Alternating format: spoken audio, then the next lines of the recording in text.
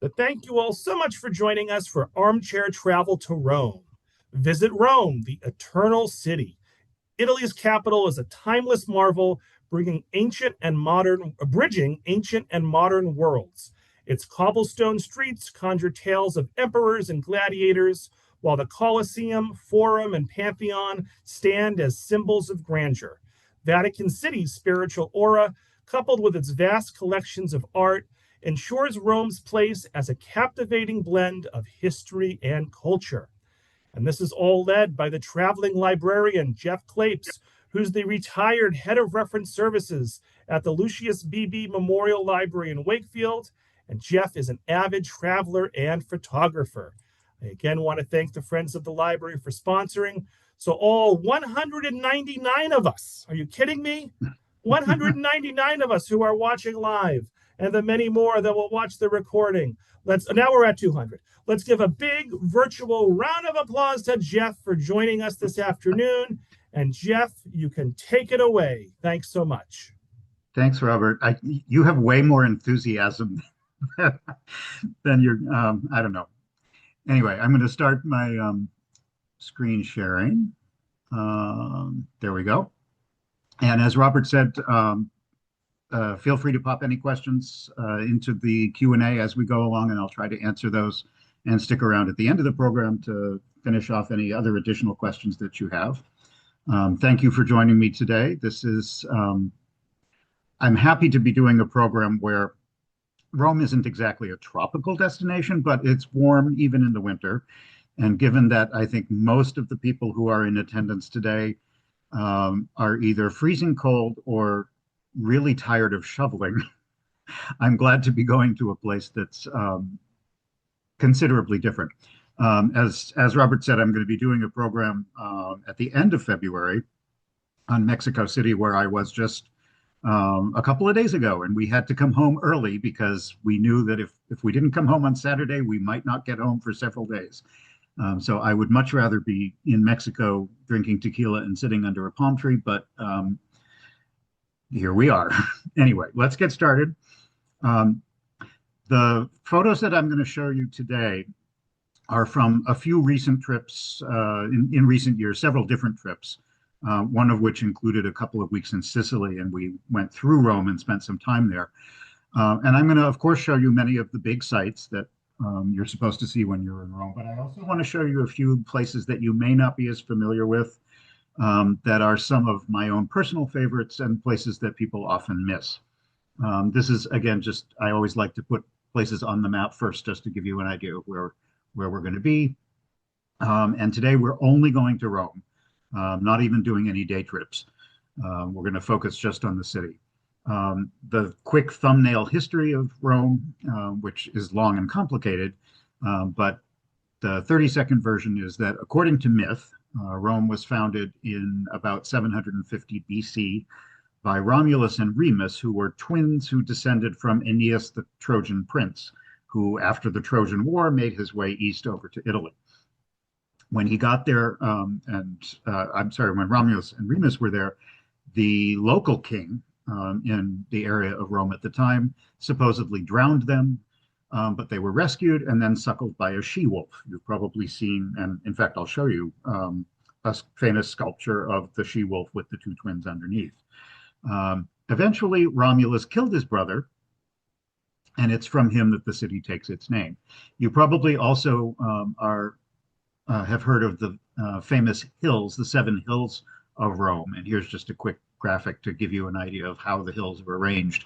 When you're in the city, you may not be as quite aware of them because the construction over thousands of years kind of hides the underlying geography. But at the same time, Rome is still a very hilly city. One of the things I love about Rome and strolling around it is that it is a big city. It's a major capital. It gets huge amounts of tourists, but it still to me feels very neighborhoody. And there's no skyscrapers downtown. It still feels like a collection of small Italian towns. And I hope you'll see that as we go through. This is a view kind of near Vatican City, at a hotel that I stayed in one of the times that we were there. Um, and as I said, it is a big city. 4 million people live in Rome, and considerably more than that visit Rome. Um, you probably heard a lot about over tourism, and Rome is one of the places that has been dealing with that. This past year was even worse for Rome because for the Catholic Church, it was what they call a Jubilee year. So the Vatican had a lot of special events. The city spits itself up more than usual. And so huge numbers of people were there. But the vast majority tend to go in the summer. And with the mild weather that it has, if you want to go to Rome, I would highly advise going either in the spring or the fall, or even in the winter. Rome can be perfectly pleasant. It's certainly not hot, but even in January, the weather is perfectly temperate as long as you're dressed for it to walk around and enjoy the sights. And you'll probably have far fewer people to deal with than you would if you went like May to September. Um, in fact, I think the number of tourists that they usually get is about 20 million people per year. That's on an average year, not a Jubilee year. So when you think about that, that's 5 times the population of the city, um, having visitors there every year. These are not visitors, as you can see. This was just a fun photograph that I caught, a bunch of local nuns strolling around. But let's start with the Vatican, because that's probably one of the main sites to see there. Vatican City is an independent city-state. It's the smallest, in fact, in the world. There's only about 1,000 official residents of the Vatican in its 109 acres. And it was established by a treaty called the Lateran Treaty with Italy in 1929. So it actually is sovereign territory. And the biggest building in it is St. Peter's, which is the largest church in the world, built on the foundations of much earlier churches. But what you see today is mostly from the 16th and early 17th century, with contributions by many famous architects, but most notably Michelangelo, and Bramante, and also Bernini, the sculptor, who was an architect as well. The dome, which is 450 feet high, is the tallest in the world, and the church can actually hold about 60,000 worshipers at any one time. The facade that you can see in this photograph was added late in the process, and to be perfectly honest, I don't think it's very successful. It kind of hides a lot of the beautiful architecture behind. And one thing that you might notice about it is that it's missing something. It's missing towers, which you would normally see in a Christian basilica or a Christian cathedral. And the reason it doesn't have towers is because in the course of its construction, they realized that the ground actually was not able to support the weight of the kind of spires that you would normally have on a church like that. So it never ended up getting any. I just noticed a question from somebody who wants to know if you need to go through customs between Vatican City and Rome. Absolutely not. You wouldn't even notice the difference. There's no walls well, there are walls, but in terms of being a tourist, if you walk from Rome down the street towards the Vatican, there is absolutely no control whatsoever. About the only thing that you would see, and honestly, I don't know if they still do this. The Vatican does have its own stamps for postage stamps. And I think I remember in past years, there's a long line where you can go in and get your passport stamped to say that you were at the Vatican. But with changes in border controls in Europe and the Schengen area in recent years, I don't know that they even bother to do that anymore. So no, you would definitely not have to do anything unusual to go back and forth. The big arcades that you see as you approach the church, semicircular arcades that create this big elliptical piazza, kind of like the arms of the church embracing the world. Bernini designed those. We're going to talk a little bit more about Bernini later. He designed the colonnades and the piazza that they enclose several decades after the main church was finished. And there are 140 sculptures of statues of saints that you can see along the top. And they're much bigger than they look. They are each about 15 feet high, much larger than life size. Here's a different view of them. And you could easily spend a day or more exploring the church and the museum. We'll also look at the Vatican museums in a minute. The church that you see today replaced one that stood there starting, I think, as early as the fourth century, a very early Christian basilica that had fallen into disrepair. And as I mentioned, Michelangelo, Bramante, and others were the primary figures in the roughly century or so of design and construction of the church that you see now. One of the most famous sculptures that you'll see in the museum is Michelangelo's Pietà, which is in the very first chapel to the right as you go in. It was sculpted in 1499.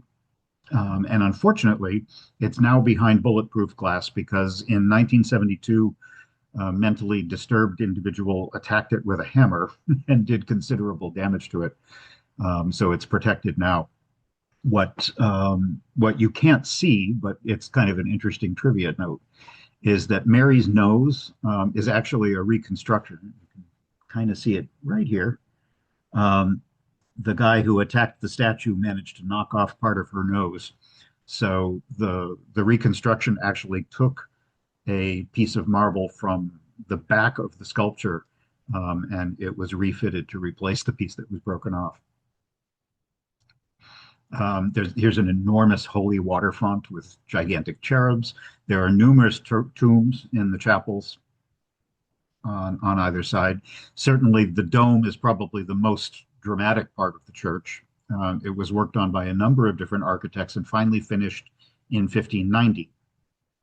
You can kind of see around the edge, there's some writing, and that says in Latin, "You are Peter, and on this rock I will build my church. I will give you the keys of the kingdom of heaven." And that's what you see around the edge. You can climb the dome. There's often a long wait, but it's well worth it if the weather is good, and if you're not afraid of heights. This is the baldacchino, which is the main central sculpture in the middle of the nave. You can see the altar behind it. It's made out of bronze, was also sculpted by Bernini, and is about 95 feet tall.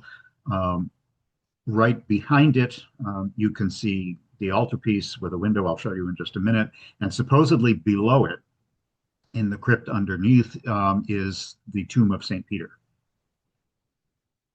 And in the niches, there are four in the massive columns that hold the dome of the church up. There are gigantic sculptures of saints holding various relics. This is St. Helena holding the true cross. Some other examples of the kinds of sculptures you'll see. The throne of St. Peter, which is behind the altar, way in the back on the west, is obviously not really the throne of St. Peter because it was built in the 12th century, so it can hardly have been genuine, but it's still very dramatic. And the window that you can see behind it, hopefully, if you're there, there'll be enough sun on the day because when the light comes through it, it's not actually stained glass. What it is translucent yellow alabaster, a very thin translucent stone. So it's an absolutely gorgeous color that brings light both physically and metaphorically into the church, the light of the Holy Spirit. This is looking up into the dome. And there are enormous quantities of detail. You could literally spend an entire day in the church wandering around looking at all the famous sculptures and tombs. This is a monument to the royal stewards of England, actually, by sculptor Antonio Canova in a sort of Egyptian style. And this is what it looks like if you actually climb. As I said, if you're not afraid of heights, I am, but I did it anyway. This is what it looks like from the base of the dome down all the way to the floor of the transept, which is about 160 feet or so. There are several hundred steps if you want to climb all the way up to the cupola, which you can do. But you'll see part of what you have to do is walk along this very narrow little ledge, which has a metal railing. So it's a little unnerving if you don't like heights. But you can be rewarded when I did it. It was actually not terribly good weather, but it's still a spectacular view. This is looking down over the front facade of the church to the big arcades that I showed you earlier, towards the Tiber River in the background, and it really is an absolutely spectacular view. Looking in the other direction, you can see the Vatican museums on the right and some of the gardens as well.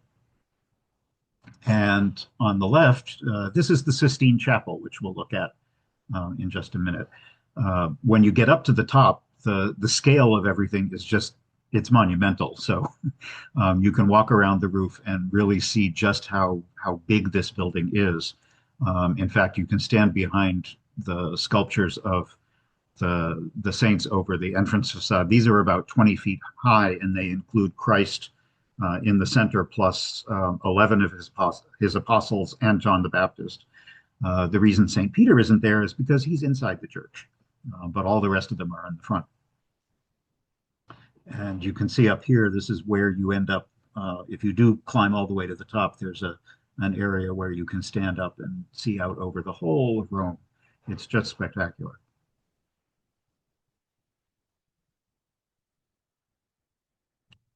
These are the Tuscan-style columns that you'll see in Bernini's colonnade that embraces that huge plaza as you enter the church. This will all make you very hungry, so I have a few food breaks as we go through. Italy, it's funny, my family is sort of half Italian and half Greek, and I remember my parents arguing over who had the best cuisine, but I'm lucky to have grown up with both. This is sort of antipasto that's little rolled up eggplants with pistachios and fresh cheese and fresh basil. And I'm just going to show you a few random sites around the city that are what make me really enjoy Rome as one of the few big cities that, like I said, just feels it's very walkable. It's beautiful. The Italians are just gorgeous, and they're all dressed really nice. And it's just a wonderful place to kind of be. This is the Piazza del Popolo, which is one of the city's largest pedestrian squares with these big paired churches. And the road that goes between them right here is one of the most famous and most visited in the city, called the Via del Corso. It's a very long, straight shopping street. And much of it is pedestrianized, not all of it, but quite a bit of it is. And it's where you'll see some of the most stylish Italian fashion shops and some of the most stylish Italians. Here are the Spanish Steps, which are in between the Piazza de España, the Spanish square, essentially. And at the top of the steps is the Church of Trinidad del Monte. And the reason it's called the Spanish Steps is because at one point under the Bourbon dynasty in past centuries, the Spanish embassy was located here. But the name stuck, and now it's one of the most popular places to hang out. These days, actually, Rome has cracked down, and you are no longer allowed to sit on the steps as these people are doing a few years ago, because it has just gotten so over touristed that now there are tourist police who will make sure you don't hang around and loiter because the crowds have just gotten out of control. I love the architecture of the city, which spans more than 2 millennia at this point. And much of what you see in this photograph and throughout the city is 19th or 20th century buildings. But of course, mixed in with them are some of the world's most famous monuments. This is the Trevi Fountain, which depicts the Titan, the Greek Titan Okeanos, the god of the ocean, the Titan of the ocean.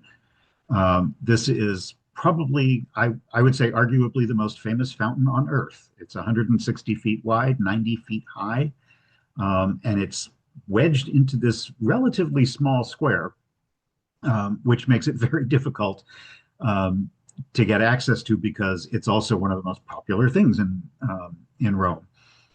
So this past summer, I think it was, You now, at least, I don't think this is true all year long. I think it's only during the height of the tourist season. But where, although it's on a public street and in theory you should be able to just walk around, which I've always done in the past, as of this year, they have started to require timed tickets and they actually close off the square because it's just, there's too many people. And it's such a tight space that it's completely unpleasant if there's that many people. You probably know the tradition from the movie of throwing a coin over your shoulder. And that means that if you do that, you're going to return to Rome at some point. You don't actually need to do that. You can return to Rome anytime you feel like it. But because so many people do this tradition, they collect about 3,000 euros a day from people throwing stuff into the fountain.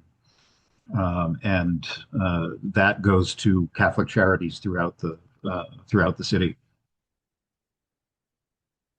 But here is a good example of, you can see why they have started to restrict the number of visitors. This is a pretty average crowd, and it just makes it a kind of unpleasant experience. Last year, actually, there have been some really weird incidents in Rome in the last couple of years with tourists behaving badly. There was actually a woman, I'm not sure which country she was from, but she climbed into the fountain and onto the statuary to refill her water bottle, which I can't even, I can't even. She was, not surprisingly, she was arrested and fined. The Romans do not look kindly on people disrespecting their heritage. But as popular as it is, it's popular for a reason. It's really an unbelievable sculpture. Not only is it huge, but the sculptures are incredibly detailed. It's just it's particularly beautiful at night when it's lit up, if you have the opportunity to do that. This is something that a lot of people walk by but don't pay too much attention to. This is the national monument to Victor Emmanuel II, which was built in the early 20th century. It was finished in the 1920s, and it's dedicated to the first king of a united Italy back in the 19th century. And there is a museum of Italian history inside, as well as their tomb to the unknown soldier. It's more often known these days as Mussolini's typewriter, because it kind of does look like a typewriter from a distance, and it was built during that time period in the 20th century. But it's still a very impressive monument, and you can climb to the top if you want. It's another place that you can go up and get a view out over the city. Very close to it is Trajan's Column, which is about 115 feet high, and that commemorates Trajan's. He was an emperor, obviously. It commemorates his victory in the Dacian Wars. Dacia is what is now Romania, the country of Romania. And this commemorative column was built in the 2nd century AD. There is a staircase inside that lets you get to the top, but I don't ever recall it being open to tourism. The frieze that you can see spiraling around the column, if you were to unroll it, it's about 600 feet long. And they've actually done this at a museum called the Museum of Roman Civilization, which is on the outskirts of the city. Not very many people get there, but it's well worth visiting if you have the time. And what they've done is created a replica at eye level where you can actually see the entire frieze unrolled, as it were, and look at the detail. This is the Forum of Trajan, which is the column is in the middle of. Although it's flanked in the background by two much later churches built during the Baroque period in the 18th century. Let's take a quick look at the Capitoline Hill. That's one of the 7 original hills of Rome. Capitoline was redesigned by Michelangelo in the 1500s, and now it's very well known for the museums. There's actually 3 or 4 museums at the top, built around a piazza with a monumental stairway leading up to it, all designed by Michelangelo.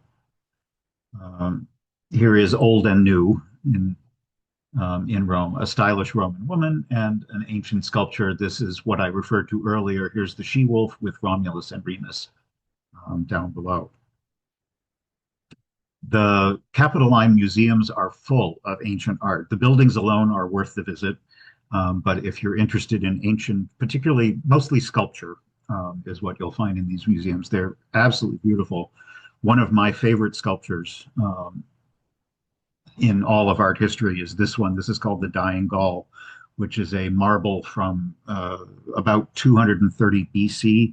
It's actually a Roman copy of a Greek bronze statue that was created about 100 years earlier, but subsequently lost. So the only version now is this Roman copy. And here's what he looks like from behind, because you never see this sculpture from behind.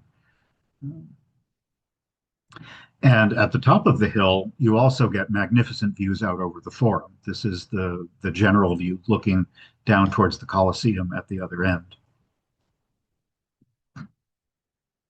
The Forum is one of several fora throughout the city of Rome, but it's by far the biggest and the best known. Here's the temple of Antoninus and Faustina, which was built in the 2nd century AD by Antoninus in memory of his deceased wife, and eventually it was named for both of them. And you can see it's kind of funny. This is a Roman temple, but inside it you can see a church that was built later, many centuries later, inside the original building.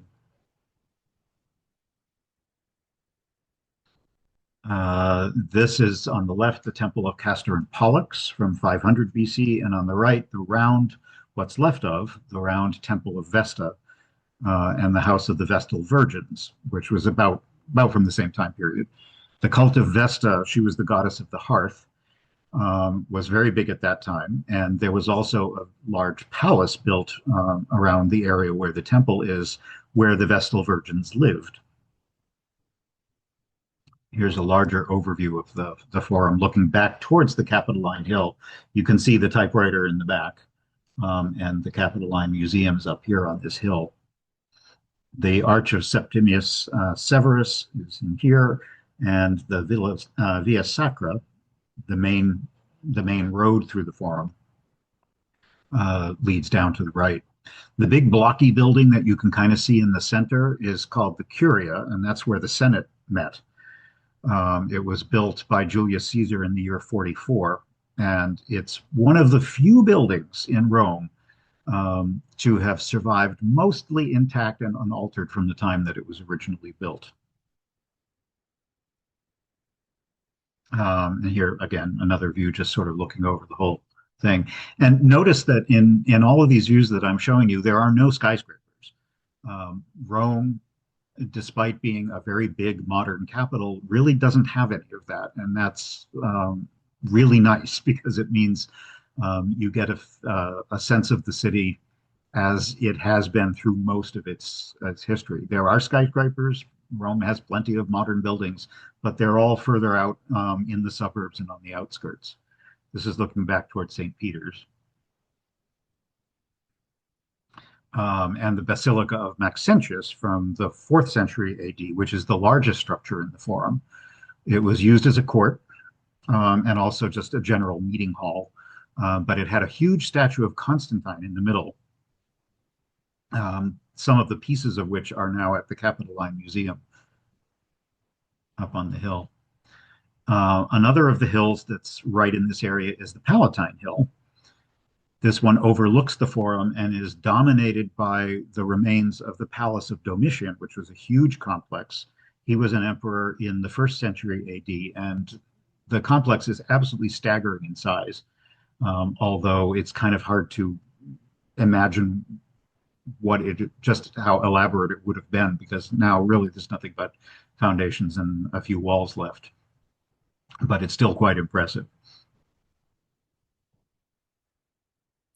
This is at the opposite end of the Forum. This is the Arch of Titus, built in 82, the year 82, by the Emperor Domitian. Titus was his brother, and this is in honor of his brother's military victories. And finally, the Church of St. Francis, which is much later. You can tell this isn't really an ancient building. This is a Baroque style building from the 1600s. It's actually the facade is stuck on an even earlier church. This is something that happens a lot in Rome. You'll see buildings that have been added onto and altered over the years, or things that have replaced earlier structures. And probably the most famous building in Rome, outside of maybe the Pantheon and St. Peter's, is the Colosseum, which was built also in the first century. There are many such arenas from ancient times all over the world, but this is still the largest ever constructed. And it was built under Vespasian and Titus. It has a capacity, or had a capacity, of about 80,000 spectators. It's not round, it's actually oval, so it's about 600 feet by 500 feet, slightly elongated. And it's a very popular site to visit, but it is worth it to go inside because it gives you a sense of just how spectacular the scale of ancient Rome was. It's a very religious city, of course, as you can imagine. Italy is overwhelmingly Catholic, although not all modern Italians are as religious or practicing as they were in decades past. But still, Italy is very much a Catholic country, and particularly with the Vatican, you will see a lot of priests and nuns walking around the city, and they have to buy stuff just like the rest of us. So here's a store where if you're a priest, you can get tricked out. The other major monument, architectural monument in the city, is the Pantheon.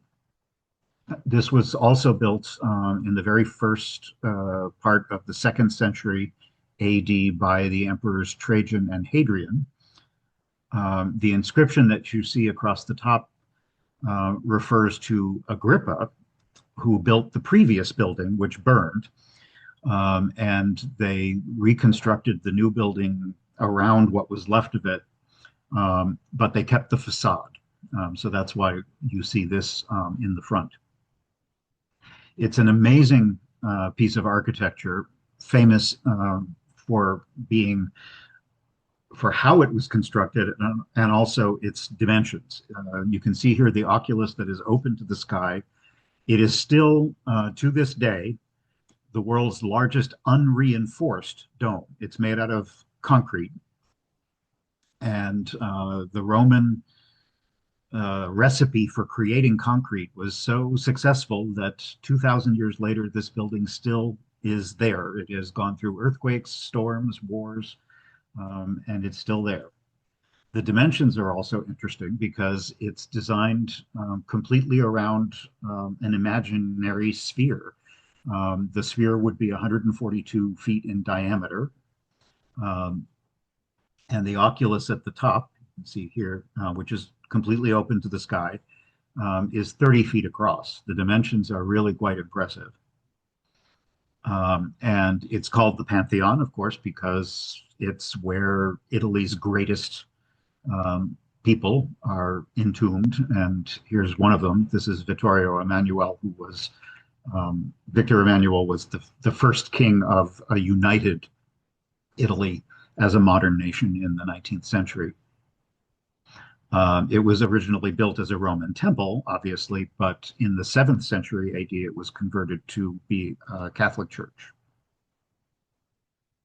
Here's another of my favorite spots, the Piazza Navona, which is very long and narrow and is built on the site of Domitian's stadium. That's why it's long and narrow, because it was originally built for chariot racing. And it's been turned into a pedestrianized public space with famous fountains. This is one of the fountains by Gian Lorenzo Bernini. We're going to talk about him again. He keeps coming back because he was so important in the city. This is from the 1650s, and it's a fountain depicting the four rivers, the four major world rivers, at least at the time. The Church of St. Agnes is another of the Baroque churches that faces onto the piazza, along with a ton of cafes and restaurants. This is a 17th century church that's It's not one of the better known churches in the city, but it's worth going into because, um, actually, I take it back. I'm wrong. Forget about St. Agnes. The church I want to mention that you have to go into is San Luigi, which is kind of on the other corner. And the reason you want to go into San Luigi is not only because it's a beautiful interior, but because it has a cycle of three paintings by Caravaggio, and they're huge. They're all about St. Matthew, um, and you can only see two of them here. They're in a sort of side chapel. There's the Inspiration, the Martyrdom, and the Calling of St. Matthew, and they're in epic proportions. And like many of the churches in Rome, you could easily walk by not knowing that some of the most famous works in art history, or at least in Western European art history, are located in what can sometimes be a very small chapel on a side street. Um, on the opposite end of the spectrum, I just liked this store. This is typical Italian style. This was a shoe store on the Corso. Another of my favorite places that really, I'm surprised how few people go here. This is called the Palazzo Doria Pamphili, which is a hidden gem, and it is a palace that was built in the 16th century. It is still the largest palace in Rome that is still owned privately. It is a museum open to the public, but it is actually a private home, still owned by the family. And it is worth visiting just to see the building itself. The architecture is worth the price of admission. It also has an incredibly impressive art collection. This was a very wealthy and famous Italian family that's been collecting art for centuries, and they have quite the house to put it in.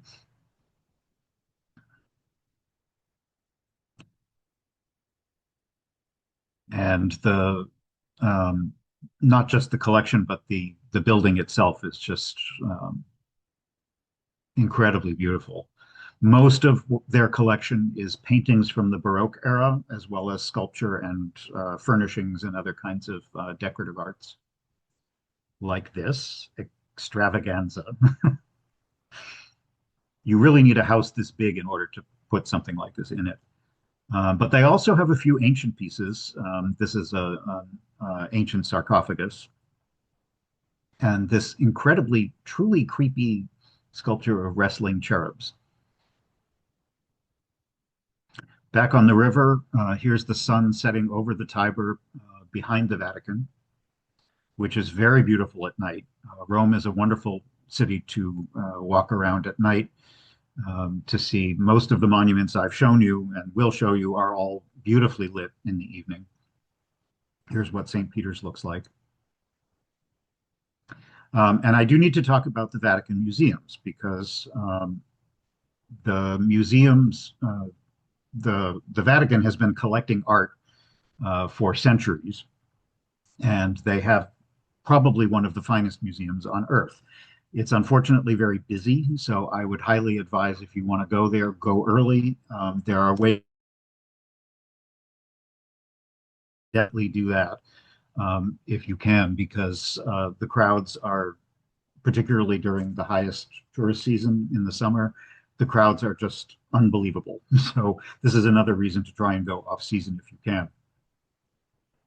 The big pine cone that you can see here in the main courtyard used to be part of a fountain, and now it's sort of the first sculpture that you see when you walk into the buildings.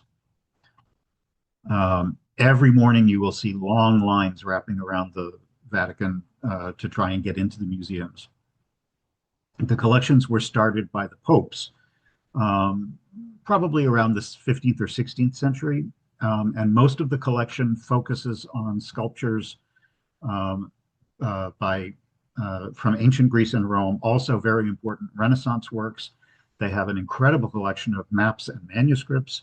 And then, of course, there's the Sistine Chapel. This is another of my favorite sculptures. This is Laocoon and his sons. The very first item that was acquired by the museums and established when they established it in the 1500s. It's probably a copy of an earlier Greek work. But again, it's absolutely a tour de force in marble. Laocoon was a Trojan priest who tried to warn during the Trojan War. He tried to warn the Trojans about the horse and how it was a trick. But he was killed by a serpent along with his sons, which you can see here, sent by the goddess Athena, who was siding with the Greeks. So she didn't want the trick of the Trojan horse to be found out. So that's what the sculpture represents. But just as a work of art, it's kind of mind-boggling. This is another Roman copy of a Greek original that shows an athlete scraping himself clean with a now missing metal tool that was called existra, which was used by athletes to scrape because they oiled themselves with olive oil after their exercise. They would scrape the oil off to clean themselves. That's what he's doing. And this rather weird-looking sculpture is Artemis, the goddess Artemis of Ephesus, who was a fertility goddess in what is now Turkey. And a bunch of random heads. You could spend days in the Vatican museums. The architecture is amazing. The collections are incredible.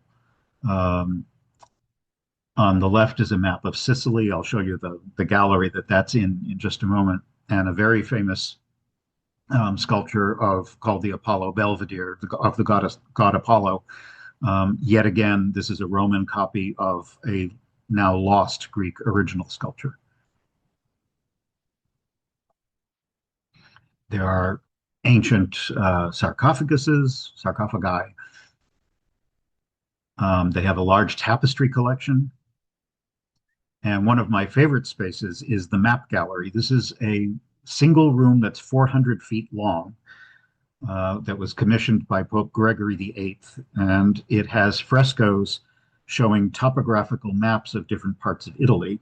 It also has this unbelievable ceiling.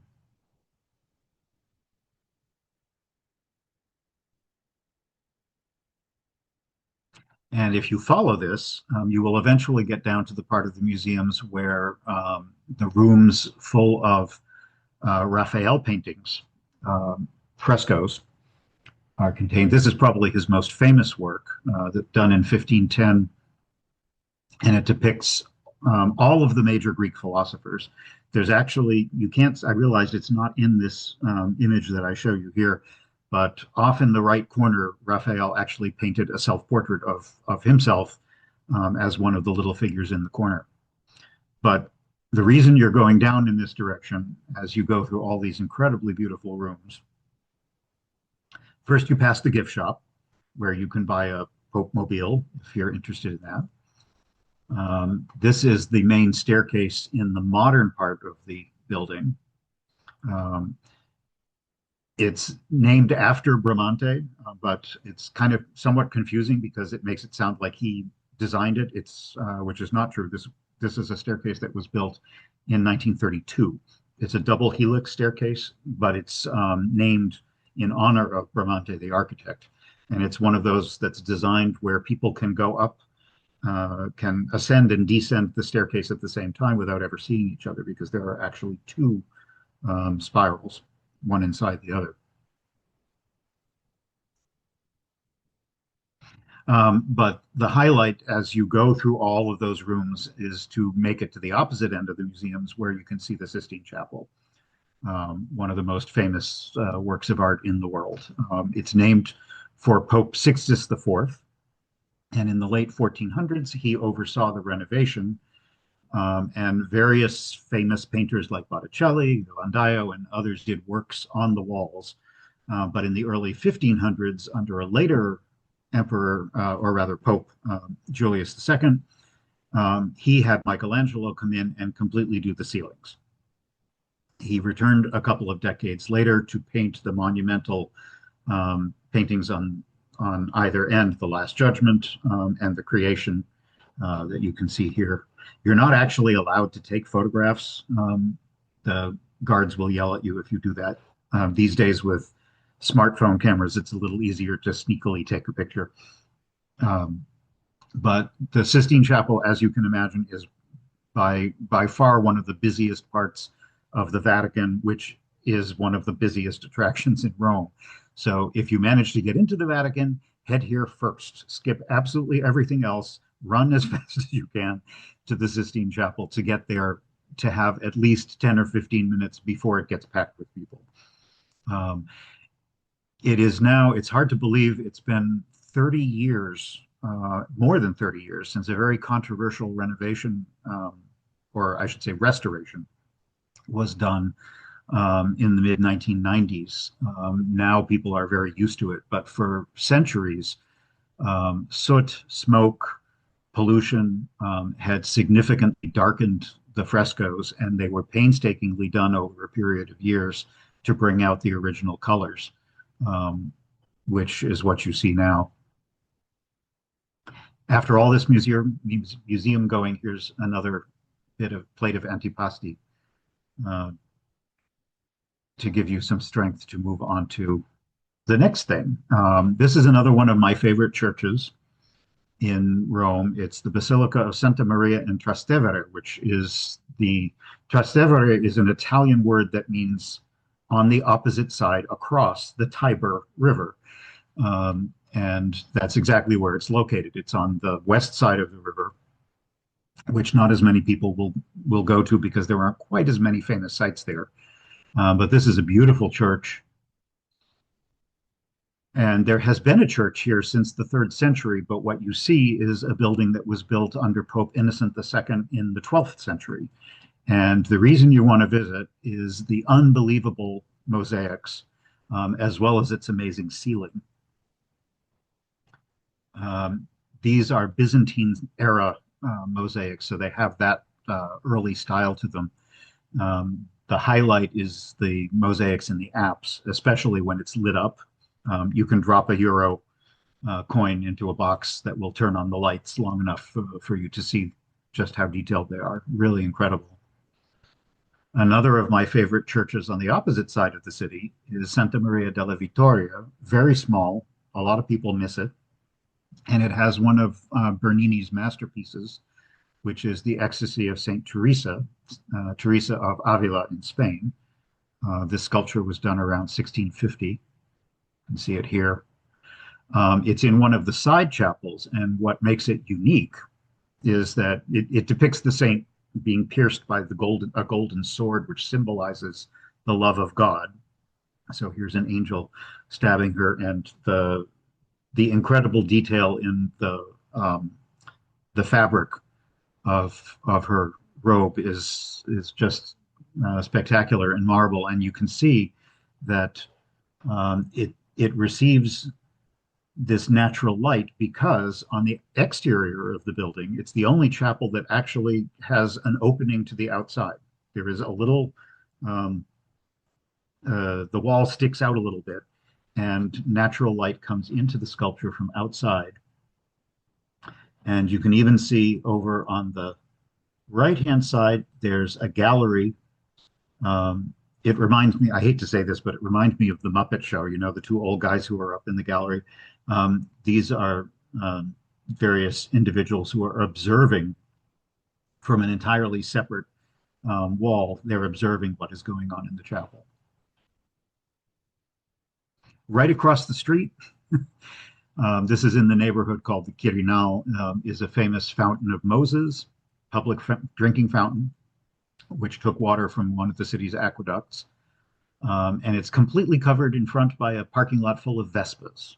That's just the way Rome is these days, modern and ancient, right side by side. This rather odd-looking church, also a very early one, to the Virgin Mary, was started in the 5th century. But the current building is much later, and it incorporates some of the earlier parts. But the kind of ugly wings that you see stuck on either side are for the sacristy and other offices of the church. But it has the highest bell tower in Rome, which is kind of interesting. And even though the style, the bell tower is kind of incongruous compared to what you see on the outside. But it's very pretty inside, full of, again, very beautiful mosaics, like the one in Trastevere, very early. Most of them show scenes from the Old Testament. The ceiling is covered with gold, which was supposedly, the story is that the gold was brought back by Columbus from the New World. Whether that's true or not um, is hard to say. A reason to go to this church is that under the baldacchino, which you can see here on the left, is the crypt, which has a relic which is said to be wood from the original crib that Christ was in. And it is also the burial site of St. Jerome, who is, you might not know him, but he's famous for translating the Bible into Latin. So that's why he's a pilgrimage site for many people. This also is a church that's particularly important to me because I'm a fan of the sculptor Bernini, and this is where he is buried. He died in 1680. And I will end probably with, I think, what is my favorite place in all of Rome. This is the Galleria Borghese, one of Rome's best and most famous museums, although I'm surprised how many people don't go to it, at least on their first time to Rome. If, in my opinion, skip all the other stuff I've shown you and go here first. It's in a beautiful garden. This is another place that the Borghese family was wealthy and powerful, popes, emperors, you name it. And they also collected art through the centuries. So they built a spectacular home in the middle of this gorgeous garden, which is now one of Rome's biggest parks and green spaces. Back then, centuries ago, it was kind of on the outskirts of the city and what would have been in those days considered the suburbs. But nowadays, it's really been subsumed into the city. And it's a palace, a country villa, essentially, that was built in the early 1600s by one of the Borgheses who was a cardinal at the time. This outbuilding right next to the main house, this was the aviary where they raised birds for the kitchens. That's what you do when you're that wealthy. But the interior, aside from the collection of art, which I'm going to show you, the interior is fantastic, even if it didn't have any of the art in it. There are 20 rooms. Many of the pieces that are in the collection were actually designed for the spaces that they are currently occupying. And I'm going to show you a couple of the most well-known pieces. Antonio Canova, we saw one of his tombs, the Egyptian-style tomb that was in St. Peter's Church at the very beginning of the program. He was a sculptor in the late 18th, early 19th centuries, and this is his sculpture of Pauline Bonaparte. She's Napoleon's sister, reclining on a sofa. But the highlights of this museum are 3 or 4 major works by Bernini. Part of what makes these works amazing is that he was only in his 20s when he was originally commissioned to do these works for the Borghese family. This is his David, as in David and Goliath. He did this in 1623. It's life-sized, and it emphasizes the torsion, the movement of David as he's just about to release the slingshot that sends the rock towards Goliath. Another absolute masterpiece is this one of Apollo and Daphne, an absolute tour de force in stone. It's hard to believe when you look at this that this is stone. It depicts the god Apollo who was in love with Daphne, a nymph, because Eros had shot him with an arrow.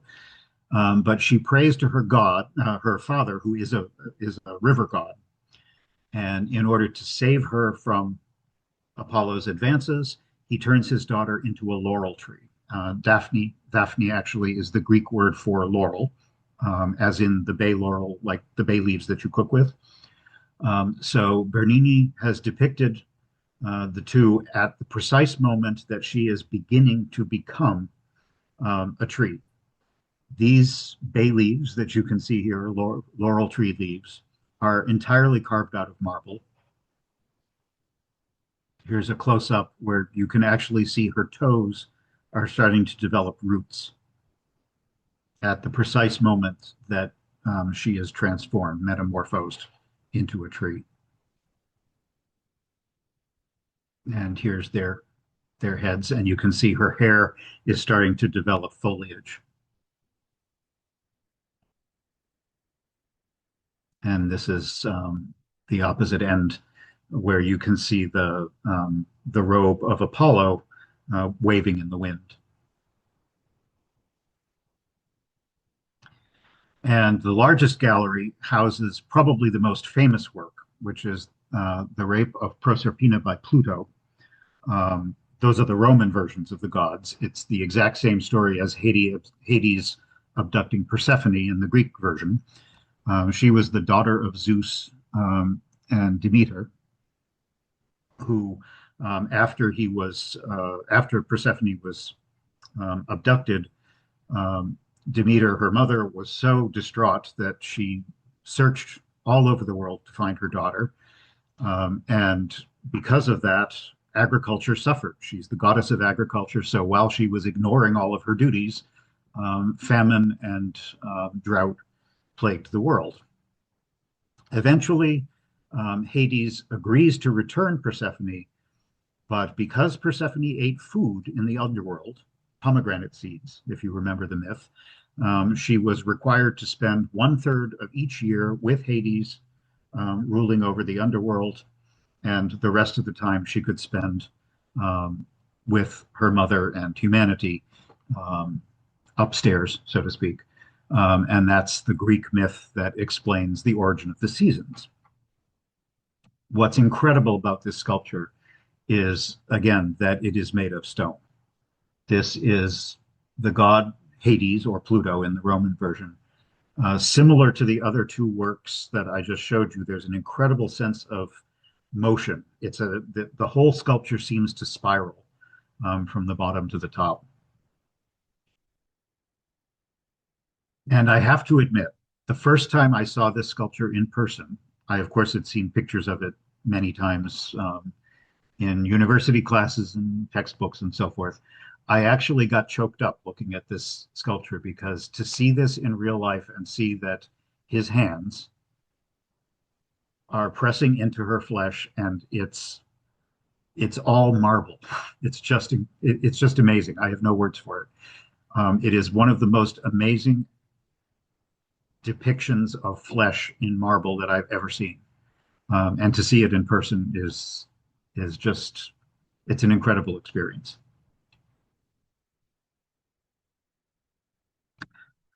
On the other hand, Borghese's also collected some weird stuff. This is a probably deservedly anonymous sculpture of some sleeping cherubs from the 16th century. But they also have some paintings, including some Caravaggios. These are both around 1610. On the left is David holding the head of Goliath, and on the right is a very young teenage St. John the Baptist that's a little creepy. Here we are visiting some local friends who are there to have some good Italian food, which I have to end with. Again, here's some eggplant carpaccio sort of, and a salad. I just love, if it's fresh basil, fresh tomatoes, and fresh mozzarella, you cannot beat fresh Italian food. So I'm going to end the program there and take a look at the let me stop my screen share, and take a look at some of the questions. Oh, not too many questions. I also already mentioned the thing about the Vatican City. You can just go back and forth over the border. Someone says, over 50 years ago, I climbed the dome and always remember the steps narrowing as I go. Yes, this is true. What you're describing, when you get to the very top, there's either an elevator or stairs that will get you to the base of the dome. From there, you have to actually walk along that terrifying little balcony that gets you to the point where you can go up the stairs to the cupola. And what's interesting is the stairs that you climb are actually in between the two, the inside and the outside of the dome. There is space in between those. And there is a spiral staircase that goes up in between the two, the interior and exterior of the dome. And there is a knotted rope that will get you to the top. So yes, that is exactly the same. And when you get to the top, you come out onto that tiny little balcony and you've got all of Rome uh, at your feet. Someone asks, oh, I don't know exactly where this was. Is that where Caesar was killed? Yes, I assume you're referring to the Senate building, and I'd have to double check. I'm embarrassed. I can't just answer this off the top of my head, but I'm pretty sure, yeah, he was killed in the Senate, wasn't he? So yes, it would have been that very blocky building in the middle of the forum.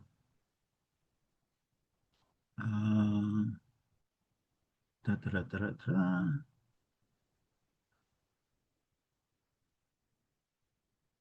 Somebody's talking about her son's trip. Yes, it's funny. I started my travels um, as an adult, and I don't know if that was a good thing or a bad thing because um, when I was young and did vacations with my family, we didn't go to Europe. We didn't go to places like this. I didn't do that until I was an adult. And so the good thing, I suppose, about that is that I, at that point, had already studied a lot of art and architecture that was what I focused on in my undergraduate days.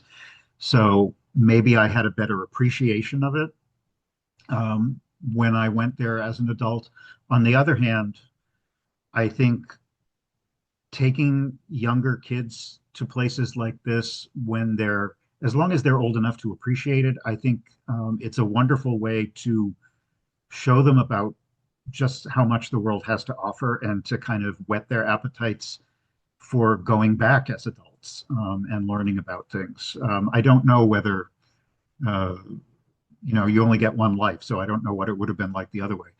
Um, I never did a year abroad like a lot of students did. I was studying to be a museum curator, believe it or not, in my undergraduate days. And so I spent my undergraduate year abroad in Hartford, Connecticut, which was a great experience. But no, I didn't go to Florence. I did all of that much later. So I guess you do what you can. But I like hearing other people's stories. Someone mentions that the Pantheon dome is open. Doesn't it rain? Yes, it does rain. In fact, it's wonderful to be there if it rains because you can see the water just coming right through the ceiling. It doesn't do any damage because the entire building is made of marble. It has drains, so yep, it rains inside and doesn't do anything at all.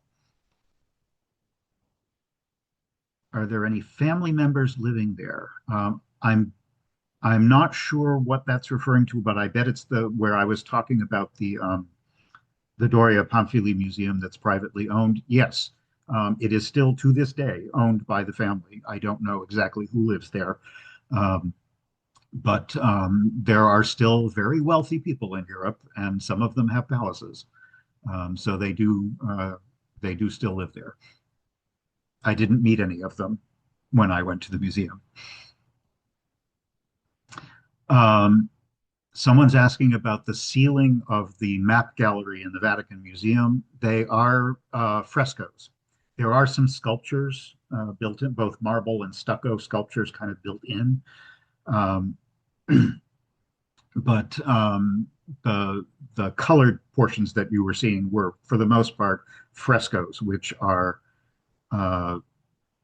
it's painting on wet plaster, essentially, so that when the plaster dries, the paint is actually within it. The paint is not added onto the outside of dry plaster. It dries into the color, actually dries in. Um, Fresco being the Italian word for fresh, which is exactly what it's, um, that's where the word comes from. Can I tell you anything about how the incredibly elaborate coffered ceilings were made? I can't. They're wooden and they're carved, but other than that, I don't know much about how they were actually constructed. That's something I'd have to look into for you. What does forum mean in the forum? The forum is just the Latin word for the central meeting place. And in fact, that's how we use it in modern English. A forum is a place where people get together. We talk about internet forums or physical forums. It's a place where a bunch of people get together to talk, meet, discuss, whatever. In ancient Rome, the forum was the place where government essentially was conducted. It's where the leaders of the city and the citizens of the city came together.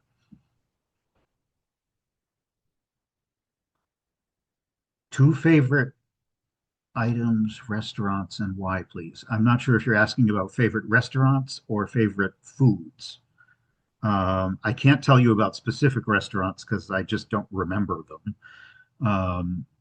But favorite Italian food? Oh God, I don't know if I have a favorite. Basically anything that's fresh. Um, I'd have to think about that. I don't have a lot of favorites um, because there's just so much in the world to like. It's hard for me to pick favorites. Can I get by with a credit card?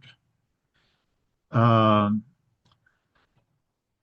in general, yes. In Western Europe these days, even in Eastern Europe, credit cards are accepted pretty much everywhere, even for very small amounts. It's a good idea to have some cash on you, but in general, credit cards are very widely accepted. In the question also refers to the places where in some churches you actually have to put in a coin to they don't have the lights lit up all the time, partly to save energy and partly not to damage the artwork. So you're asked to make a donation, and it'll turn on the lights for say a minute or two. Um, in most cases, in that case, you'd need coins. In a surprising number of places I've noticed recently, I don't know if this is true in every church, and I don't know if it's true in the ones that I showed you because I haven't been there recently. But a lot of places do, you can light a candle. In most Christian churches, you can light a candle um, in the church. And a lot of places, you can actually light an electronic candle using a credit card, believe it or not. So I think it's probably possible in some churches that that's the case. Um, but I don't know for sure. So I would definitely, if you're traveling there, always have a little bit of cash on you. It never hurts. Um, Someone mentions having dinner at sunset in the Piazza Navona. Oh yeah, what a great place. Um, the buildings change color, the fountains. Um, it's kind of a touristy section of town, but who cares? It's gorgeous. Treat yourself, sit in a restaurant, and have an Aperol spritz or whatever, and watch the sunset. Absolutely. Um, Someone asks for my email address. Yes, Robert usually sends out a follow-up email for all of my presentations, and that will include my email. It's just jeffklapes@gmail.com, but he will include it in the follow-up that he sends out tomorrow. So I am happy to take questions. If you want to email me personally, I'm happy to talk to you that way. Also, I think he also includes my Instagram link. I don't have a website specifically, but for my programs, I post promos and sign up alerts ahead of time for all of my programs on my Instagram page. So if you're interested, follow me on Instagram. I post architecture and travel photos all the time, almost every day.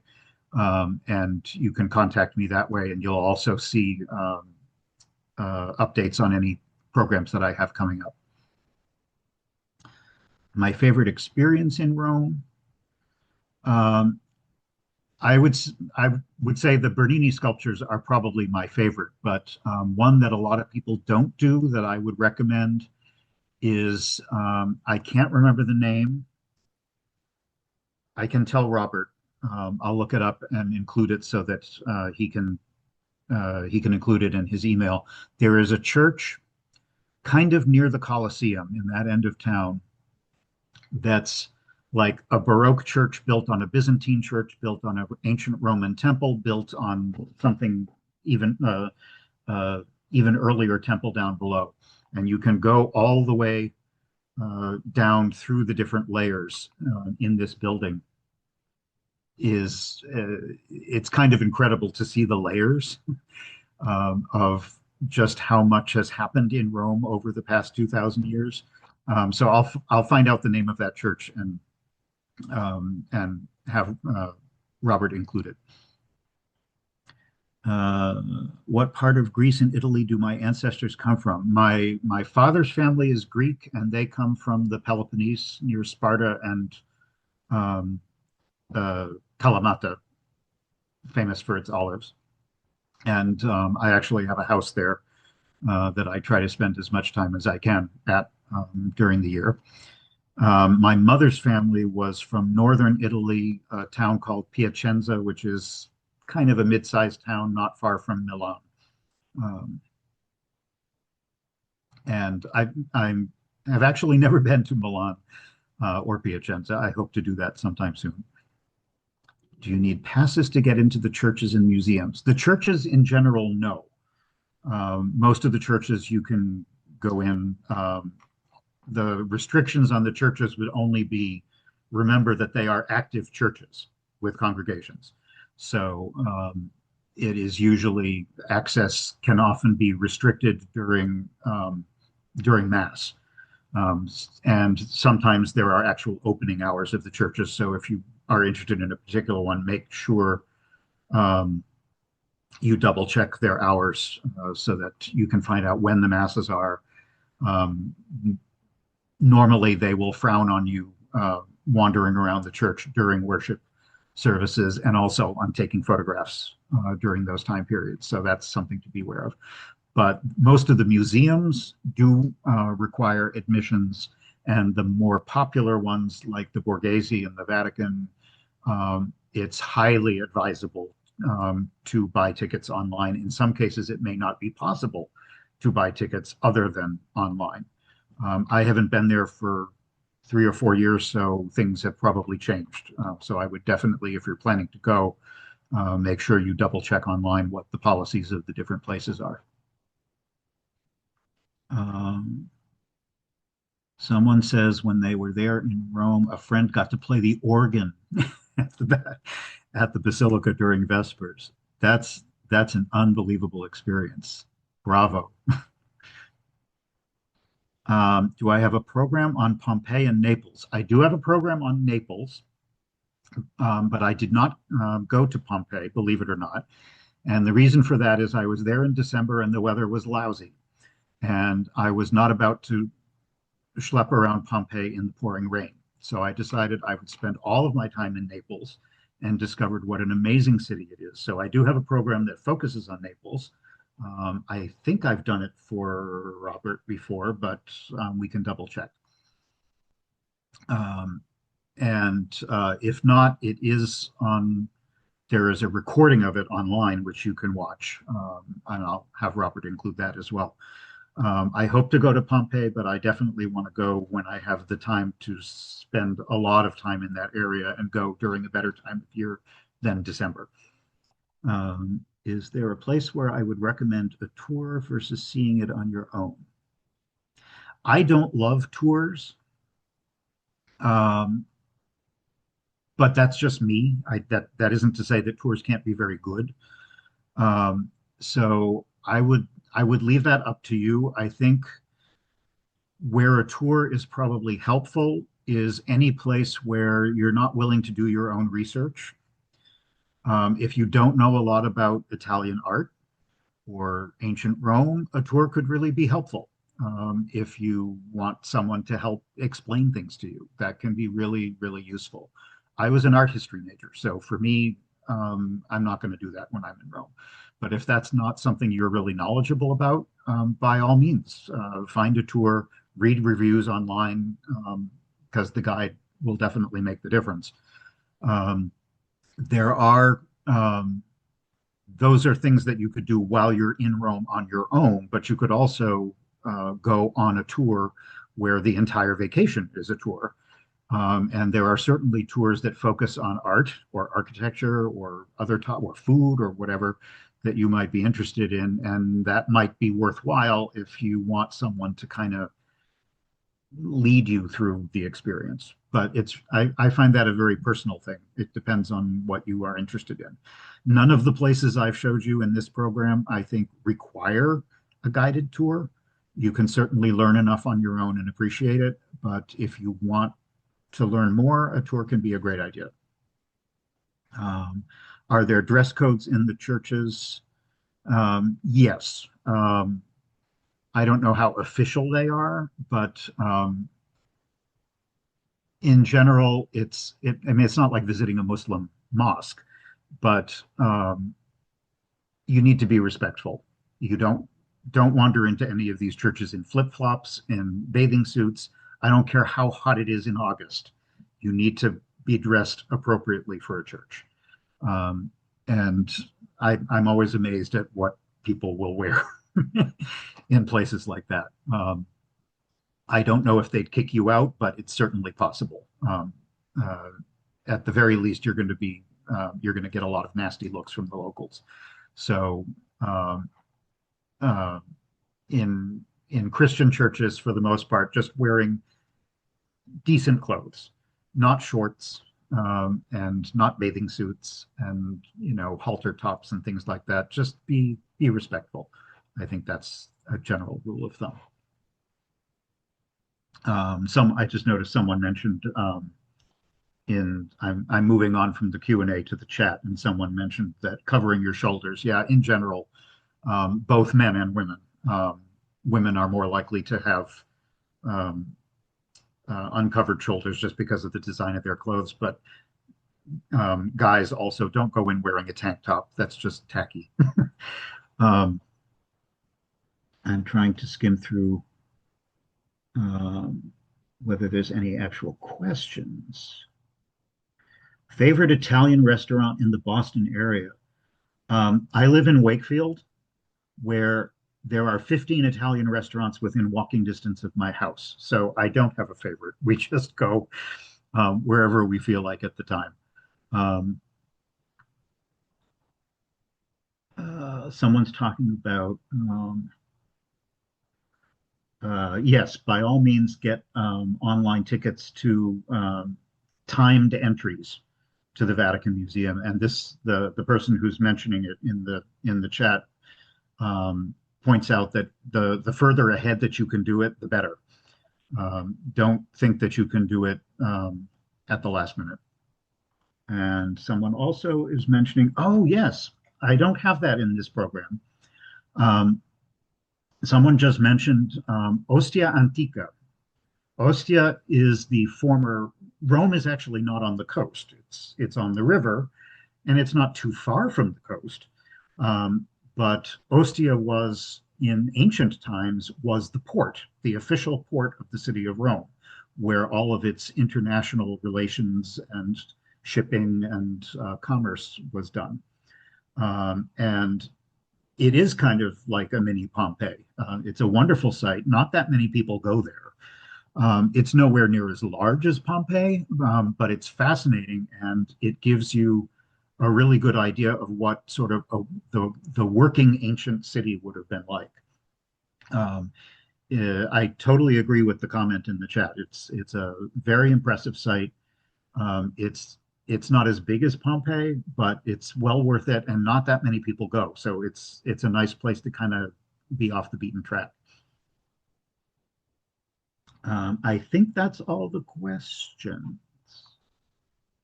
If I missed any, again, Robert will include my email in his follow-up. So feel free to contact me if I didn't answer something for you. I'm always happy to talk about travel. And if I don't know the answer, the point of being a librarian is we find out. So if I don't know, I'll try and find out for you. So, folks, let's give Jeff another big virtual round of applause for a great presentation. As Jeff said, look for a follow-up email from me, likely later today, with a link to the recording. And I will include Jeff's Instagram and an email address. And which recording is Venice? What was the one that the person was requesting? Oh, Naples. Naples. All right. I And think I'm not actually sure. We must have done it, but I don't know for I sure. will check to find the record. If I don't have it, Wakefield probably has it. I will find that recording. Yeah. So, folks, please take the feedback survey when you exit the Zoom. That's greatly appreciated. And we will see Jeff in 4 weeks from Mexico City. So thank you all so much. And I hope everyone enjoys the rest of their day. Thanks again, Jeff. Thanks, everyone. Good to see you. Bye-bye. See you next time. See you soon. Bye-bye.